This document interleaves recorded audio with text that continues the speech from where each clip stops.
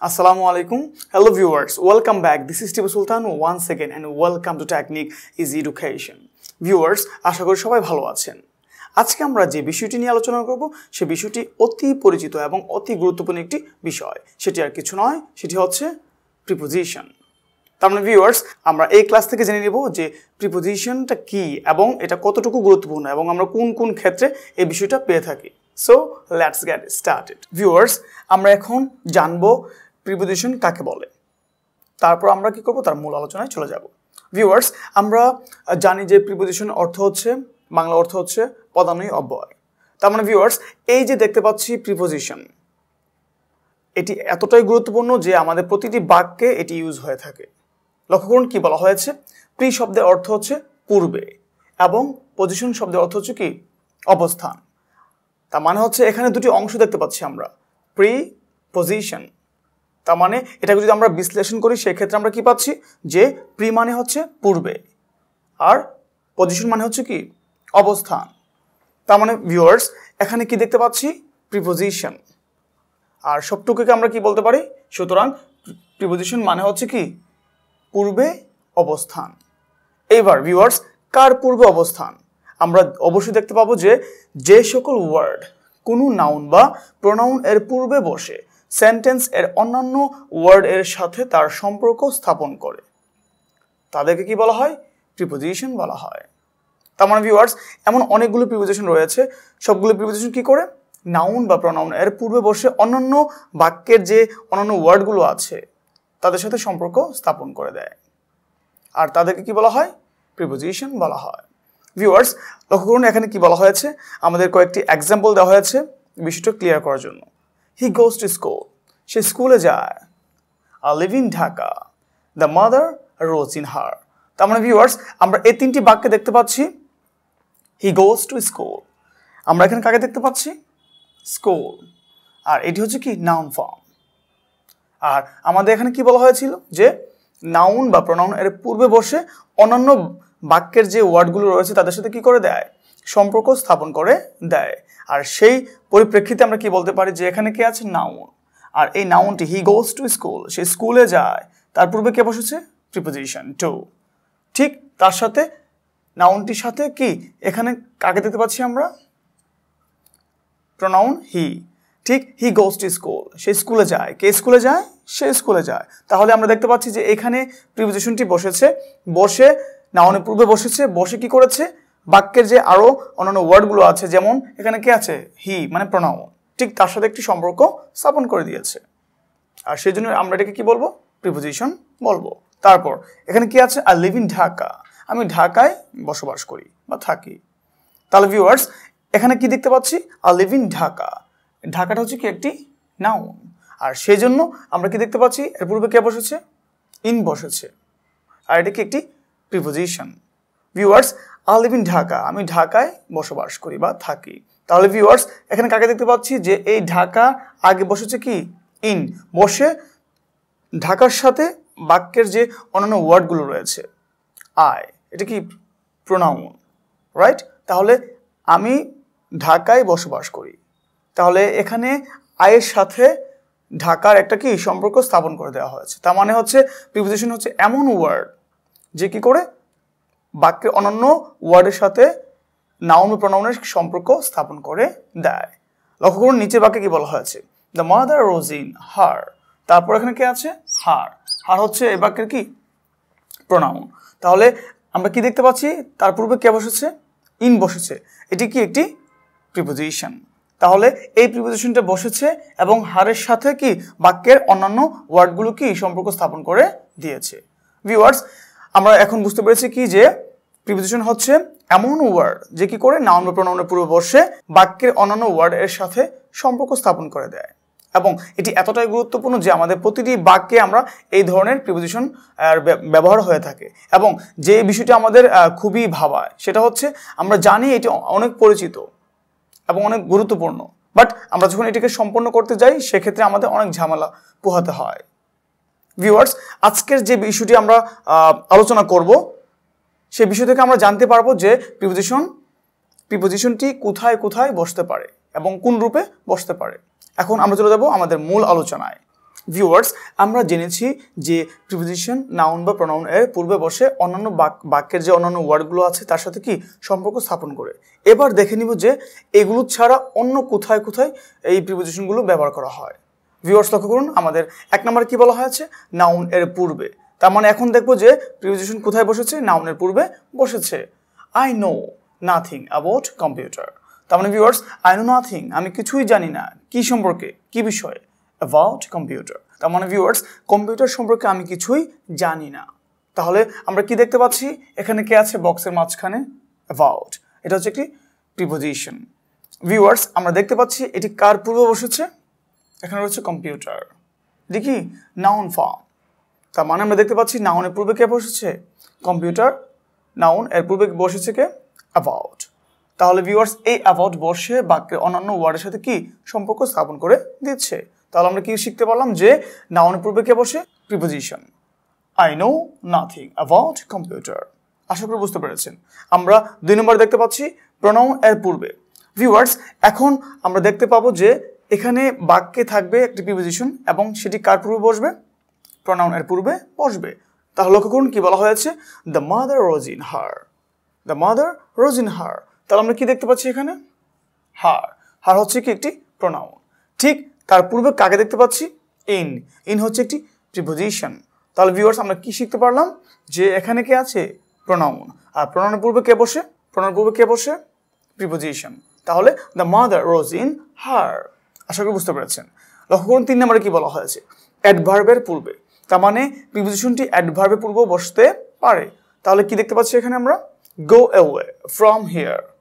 Viewers, এখানে কে আছে, from, এটি হচ্ছে একটি প্রিপোজিশন। আর এখানে কে আছে, হেয়ার। হেয়ারটা হচ্ছে কি, অ্যাডভার্ব। ভিউয়ার্স, যেহেতু দেখতে পাচ্ছি এখানে কে আছে, হেয়ার আছে, অ্যাডভার্ব রয়েছে, আর তার পূর্বে কে আছে, ফ্রম। ফ্রম হচ্ছে প্রিপোজিশন। তাহলে আমরা কি শিখতে পারলাম যে অ্যাডভার্বের পূর্বে কে বসে, প্রিপোজিশন বসে। গো অ্যাওয়ে ফ্রম হিয়ার, এখান থেকে দূরে চলে যাও। আশা করি বুঝতে পেরেছেন। তারপর এখানে কি আছে, 4 নম্বরে বলা হয়েছে অ্যাডজেক্টিভ এর পূর্বে।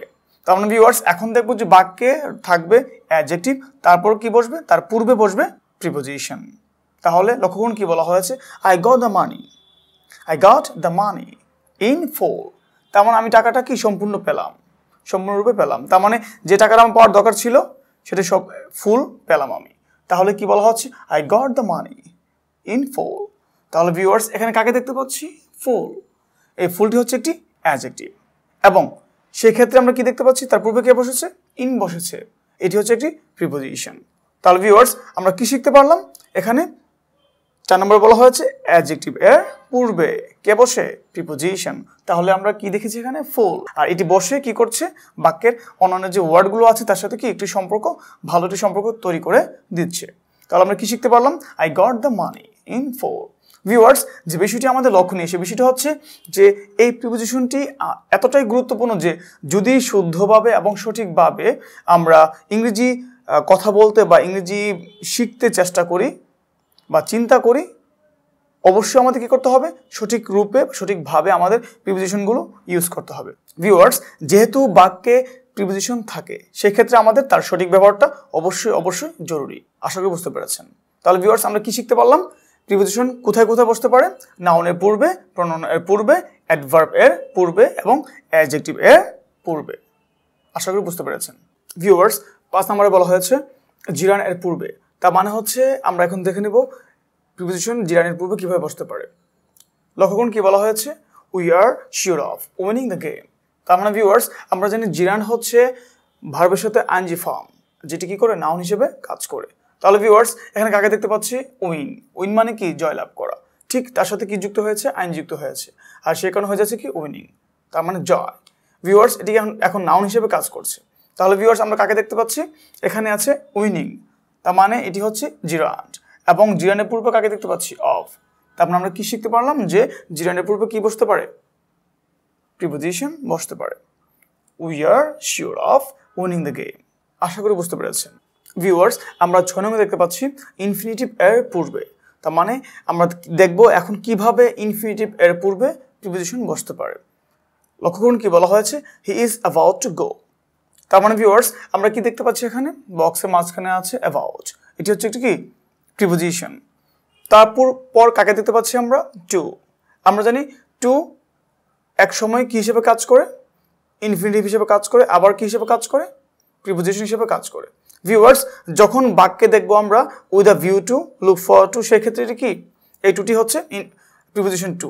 আর যখন দেখবো যে টু প্লাস মূল ভার্বের প্রেজেন্ট ফর্ম, সেই ক্ষেত্রে এই টুটা হচ্ছে ইনফিনিটিভ টু। তার মানে কি বুঝতে পারছি আমরা, ইনফিনিটিভ এর পূর্বে কে বসতে পারে, প্রিপোজিশন। তাহলে he is about to go, এখানে কাকে দেখতে পাচ্ছি, টু। টু হচ্ছে ইনফিনিটিভ টু। আর কিভাবে বুঝতে পারলাম, কে আছে এখানে, মূল ভার্বের প্রেজেন্ট ফর্ম। তার মানে টু এর পর যখন মূল ভার্বের প্রেজেন্ট ফর্ম হয়, সেক্ষেত্রে এটা কি হয়, এই টুটাকে বলা হয় ইনফিনিটিভ টু। তাহলে আমরা কি বুঝতে পেরেছি, ইনফিনিটিভ টু এর পূর্বে কে বসেছে, অ্যাবাউট, আর এটি হচ্ছে কি একটি প্রিপোজিশন। তাহলে ইনফিনিটিভ এর পূর্বে প্রিপোজিশন বসতে পারে। আশা করি বুঝতে পেরেছেন। ভিউয়ার্স, আমরা জানতে পেরেছি যে কোথায় কোথায় প্রিপোজিশনগুলো বসানো হয় বা ব্যবহার করা হয়। আর এখন জানবো যে আমাদের প্রিপোজিশনগুলো কাজ ও গঠন অনুসারে কয় রকম হতে পারে। ভিউয়ার্স, আমাদের এখানে বলা হয়েছে গঠন ও কাজ অনুযায়ী প্রিপোজিশনকে 6 ভাগে ভাগ করা হয়। তার মানে ভিউয়ার্স, আমরা যেহেতু দেখতে পাচ্ছি এখানে 6 ভাগে ভাগ করা হয়, তার মানে হচ্ছে প্রিপোজিশন কিন্তু একরকম নয়, অনেক ধরনের প্রিপোজিশন আমরা দেখতে পাই এবং ওই সব প্রিপোজিশনগুলো আমাদের বাক্যে ব্যবহৃত হয়ে থাকে। আর সেজন্য আমাদের প্রিপোজিশন ব্যবহারটা খুবই সঠিক হতে হবে, তাহলে আমাদের বাক্যের অর্থটা চেঞ্জ হয়ে যাবে যদি আমরা সঠিকভাবে প্রিপোজিশনগুলো ব্যবহার করতে না পারি। ভিউয়ার্স, লক্ষ্য করুন, যেহেতু বলা হয়েছে 6 ভাগে ভাগ করা হয়, ঠিক সেই ক্ষেত্রে আমরা জেনে নিব ওই ভাগগুলো কি। আমাদের প্রথম ভাগে বলা হয়েছে সিম্পল প্রিপোজিশন।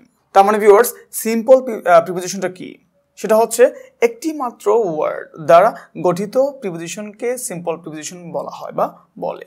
তার মানে ভিউয়ার্স, একটি ওয়ার্ড থাকবে, আর সেই ক্ষেত্রে যখন একটি ওয়ার্ড থাকবে বাক্যে বা ব্যবহার করা হবে, ঠিক সেই ক্ষেত্রে আমরা বলবো এটাকে কি সিম্পল প্রিপোজিশন।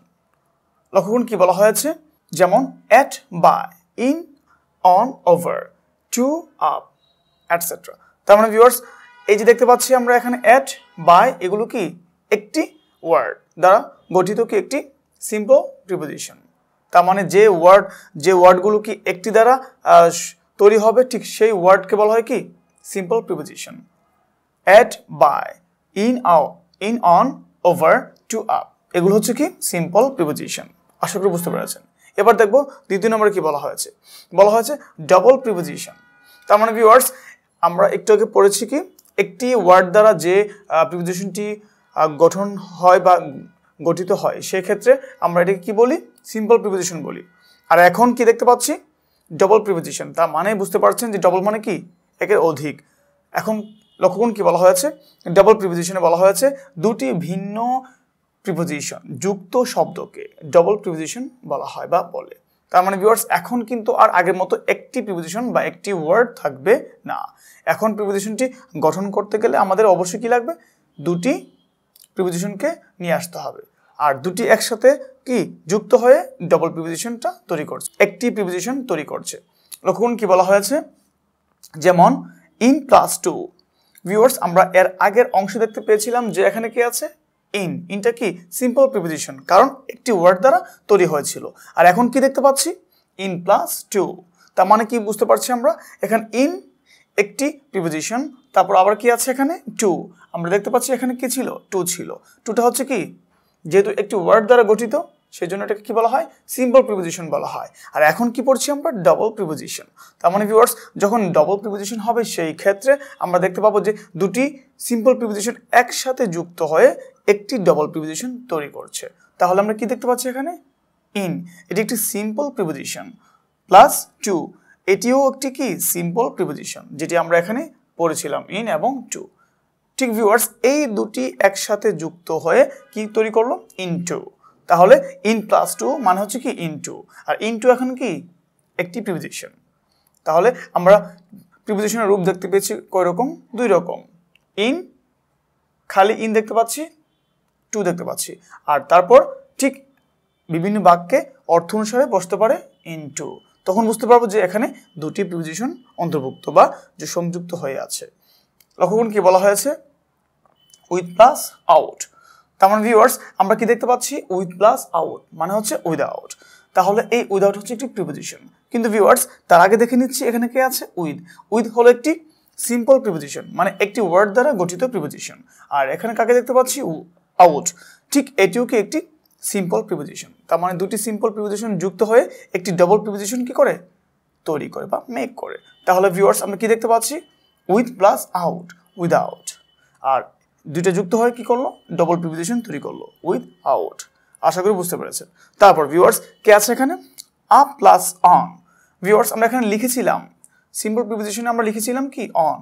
অনটা হলো কি? একটি ওয়ার্ড দ্বারা গঠিত একটি প্রিপোজিশন, সিম্পল প্রিপোজিশন। আবার এখানে কে আছে? আপ। ভিউয়ার্স আমরা দেখতে পাচ্ছি এখানে কে আছে? আপ। তার মানে হচ্ছে আপও কি একটি প্রিপোজিশন, আর সেটি কি? সিম্পল প্রিপোজিশন, কারণ একটি ওয়ার্ড দ্বারা গঠিত প্রিপোজিশন। আর ঠিক সেই ক্ষেত্রে আমরা এখানে কাকে দেখতে পাচ্ছি? Up plus on. তার মানে দুটি সিম্পল প্রিপোজিশন। আপ হচ্ছে একটি সিম্পল প্রিপোজিশন আর অনটা কি? একটি সিম্পল প্রিপোজিশন। আর এই ক্ষেত্রে আমরা কি দেখতে পাচ্ছি? দুটি সংযুক্ত বা যুক্ত হয়ে কি হয়েছে? আপন হয়েছে। তার মানে আপ প্লাস অন, দুটি সিম্পল প্রিপোজিশন যুক্ত হয়ে কি গঠিত করে? Double preposition. তাহলে আমরা কি দেখতে পাচ্ছি? আপ প্লাস অন মানে কি? আপন। ভিউয়ার্স আশা করি বুঝতে পেরেছেন। ভিউয়ার্স আমরা 3 নম্বরে কি দেখতে পাচ্ছি? আমাদের 3 নম্বরে বলা হয়েছে কম্পাউন্ড প্রিপোজিশন। তার মানে ভিউয়ার্স আমরা জানি যখন আমরা কম্পাউন্ড সেন্টেন্স করি সেক্ষেত্রে এটাকে কি বলা হয়? যৌগিক বাক্য। তার মানে কি? একের অধিক জিনিসগুলো কি যুক্ত থাকে। ভিউয়ার্স ঠিক সেই সূত্র ধরে আমরা কি করব? এটাকে লক্ষ্য করব যে কম্পাউন্ড প্রিপোজিশনটা কেমন হয়। কোনো নাউন, অ্যাডজেক্টিভ অ্যান্ড অ্যাডভার্ব এর আগে সিম্পল প্রিপোজিশন যুক্ত হয়ে কম্পাউন্ড প্রিপোজিশন গঠন করে। তার মানে ভিউয়ার্স আমরা এখন কি দেখতে পাবো? যে একটি কি প্রিপোজিশন থাকবে, সেটা হচ্ছে কি? Simple preposition. এবং এটা কার পূর্বে যুক্ত হবে? নাউন, অ্যাডজেক্টিভ এবং অ্যাডভার্ব। লক্ষ্য করুন কি বলা হয়েছে? যেমন অন প্লাস ক্রস। তার মানে ভিউয়ার্স এখানে কি হয়েছে? অ্যাক্রস। আর আমাদের এই বাক্যে কি বলা হয়েছিল? যে কম্পাউন্ড প্রিপোজিশন কেমন হতে পারে? যে একটি কি থাকবে? কোনো নাউন, অ্যাডজেক্টিভ অ্যান্ড অ্যাডভার্ব ঠিক এর আগে একটি সিম্পল প্রিপোজিশন যুক্ত হবে এবং যুক্ত হয়ে কি করবে? কম্পাউন্ড প্রিপোজিশন তৈরি করবে। তাহলে ভিউয়ার্স আমরা কি দেখতে পাচ্ছি এখানে? যেমন বলা হয়েছে অন প্লাস ক্রস, আর এটি বলা হচ্ছে কি? অ্যাক্রস। তার মানে এই ক্রস হচ্ছে একটি নাউন। ক্রস মানে কি? পারাপার বা পারাপার করা। তাহলে ভিউয়ার্স এখানে কি দেখতে পাচ্ছি? ক্রস একাধারে ভার্ব এবং নাউন। ঠিক সেক্ষেত্রে আমরা কি দেখতে পাচ্ছি? নাউনের পূর্বে কে বসেছে? একটি অন বসেছে, আর অনটা হচ্ছে কি? Simple preposition. তাহলে ভিউয়ার্স আমরা কি বুঝতে পারলাম? যে সিম্পল প্রিপোজিশন থাকবে আগে, তার পরে কে বসবে? নাউন বসতে পারে, অ্যাডজেক্টিভ বসতে পারে এবং অ্যাডভার্ব বসতে পারে। ঠিক এইভাবে কি করবে? কম্পাউন্ড প্রিপোজিশন তৈরি করবে। তাহলে আমরা কি দেখতে পাচ্ছি? এখানে আছে নাউন, ক্রস, আর এখানে কি আছে? অন। দুইটা যুক্ত হয়ে কি হয়ে গেল? অ্যাক্রস। আর এটাকে বলা হয় কি? Compound preposition. তাহলে ভিউয়ার্স লক্ষ্য করুন কি বলা হয়েছে পরবর্তী অংশে? On plus by plus out. আর এই তিনটি যুক্ত হয়ে কি তৈরি করলো? অ্যাবাউট। ভিউয়ার্স এবার লক্ষ্য করুন কি বলা হয়েছে? এখানে কে আছে? On plus by. বাই হচ্ছে একটি প্রিপোজিশন, অন একটি প্রিপোজিশন, আর এখানে কি আছে? আউট। আউট একাধারে অ্যাডজেক্টিভ, অ্যাডভার্ব এবং প্রিপোজিশন। তাহলে ভিউয়ার্স আমরা কি দেখতে পাচ্ছি? আউটের পূর্বে কে আছে? সিম্পল প্রিপোজিশন রয়েছে। ঠিক এই সিম্পল প্রিপোজিশন যুক্ত হয়ে কি তৈরি করলো? একটি কম্পাউন্ড প্রিপোজিশন তৈরি করলো। তাহলে on plus by plus out আর তিনটি মিলে কি হয়ে গেল? অ্যাবাউট। আশা করি বুঝতে পেরেছেন। তারপর আমরা কি দেখতে পাচ্ছি এখানে? On plus long. ভিউয়ার্স আমরা দেখতে পাচ্ছি এখানে লং আছে। লং মানে কি? দীর্ঘ। তার মানে এটি হচ্ছে কি? Adjective form. যেহেতু ভিউয়ার্স দেখতে পাচ্ছি এখানে অ্যাডজেক্টিভ ফর্ম রয়েছে, ঠিক তার পূর্বে কে আছে? একটি সিম্পল প্রিপোজিশন, আর এটা কি? অন। তাহলে ভিউয়ার্স এই যে দুটি দেখতে পাচ্ছি যে অ্যাডজেক্টিভ, এর পূর্বে কাকে দেখতে পাচ্ছি? সিম্পল প্রিপোজিশন, আর দুটি যুক্ত হয়ে কি করলো? কি তৈরি করলো? অ্যালং। তার মানে ভিউয়ার্স আমরা দেখতে পাচ্ছি অন প্লাস লং যুক্ত হয়ে গেল কি? Compound preposition. আশা করি বুঝতে পেরেছেন। আমাদের 4 নম্বরে লক্ষ্য করুন কি বলা হয়েছে? 4 নম্বরে বলা হয়েছে ফ্রেজ প্রিপোজিশন। তার মানে ভিউয়ার্স আমরা জানি ফ্রেজ মানে হচ্ছে গুচ্ছ, এক গুচ্ছ শব্দ থাকতে পারে। ঠিক ওই একগুচ্ছ শব্দ মিলে কি হবে? প্রিপোজিশন তৈরি হবে, আর সেটাকে কি বলা হয়? Phrase preposition. তাহলে লক্ষ্য করুন কি বলা হয়েছে? at the top of, by dint of, on account of, etc. তাহলে ভিউয়ার্স আমরা এখানে দেখতে পাচ্ছি at রয়েছে, তারপর দেখতে পাচ্ছি কি? অফ রয়েছে। তার মানে ভিউয়ার্স আমরা এই দুটি যে দেখতে পাচ্ছি এট হচ্ছে একটি প্রিপোজিশন, আবার কাকে দেখতে পাচ্ছি এখানে অফ, এটিও কি একটি প্রিপোজিশন। দুটি প্রিপোজিশন রয়েছে, সিম্পল প্রিপোজিশন, এবং মাঝখানে রয়েছে দি টপ। তাহলে ভিউয়ার্স এই যে দেখতে পাচ্ছি এখানে কি আছে অ্যাট দি টপ অফ, তার মানে চারটি ওয়ার্ড যুক্ত হয়ে একটা কি ফ্রেজ তৈরি করলো, যে একটা গুচ্ছ তৈরি করলো। আর ঠিক এই যে গুচ্ছ দেখতে পাচ্ছি অ্যাট দ্য টপ অফ, এটাকে বলা হয় কি ফ্রেজ প্রিপোজিশন। তারপর কি দেখতে পাচ্ছি এখানে বাই, ডিডন্ট অফ। তাহলে ভিউয়ার্স এখানে কাকে দেখতে পাচ্ছি বাই, বাই হচ্ছে একটি সিম্পল প্রিপোজিশন। আর এখানে কাকে দেখতে পাচ্ছি অফ, অফ হচ্ছে কি একটি সিম্পল প্রিপোজিশন। ভিউয়ার্স তাহলে আমরা কি বুঝতে পেরেছি এখানে বাই ডিডন্ট অফ, তার মানে এর মাঝখানে কি একটি ওয়ার্ড রয়েছে। তাহলে এখানে কি আছে সিম্পল প্রিপোজিশন, আবার এখানে কি আছে সিম্পল প্রিপোজিশন।